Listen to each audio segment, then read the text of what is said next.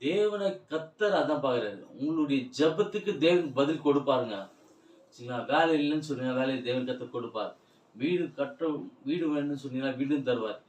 சரிங்களா? இன்னும் ஆசீர்வாதம் வேணாலும் தேவன் கர்த்தர் கொடுப்பார். ஆனா, உங்க இருதயம் ஆசீர்வாதத்து மேல இருக்குதா? இல்ல தேவன் மேல இருக்குதான்னு பார்க்குறாரு. சரிங்களா? ஆபிரகாமுக்கும் அதான் ஆண்டவர் சோதிச்சாரு. பிள்ளை கொடுத்தாரு. பிள்ளை மேலே கவனம் 2 பேரும் கவனமும் பிள்ளை மேல தான் இருந்திருக்கும்னு நெனைக்கிறேன். சரிங்களா? அதனால தான் தேவன் கர்த்தர் என்ன சொன்னார்ன்னா, உன் பிள்ளையை தகன பலியிடுன்னு சொல்லும்போது, பூச்சு ஒரு நிமிஷம் கூட யோசிக்கல. உடனே கூட்டின்னு போயிட்டு, தேவன் தான் எனக்கு முக்கியம்னு சொல்லி, தேவன் சொல்லிட்டார். பிள்ளைய தகன பலி கொடுக்கணுன்ட்டு. அதனால துரிதமாய் போய் தகன பலி குழந்தை குழந்தை கொடுக்க போறாரு. அப்போ ஆண்டவர் ஒரு காரியம் பண்றாரு.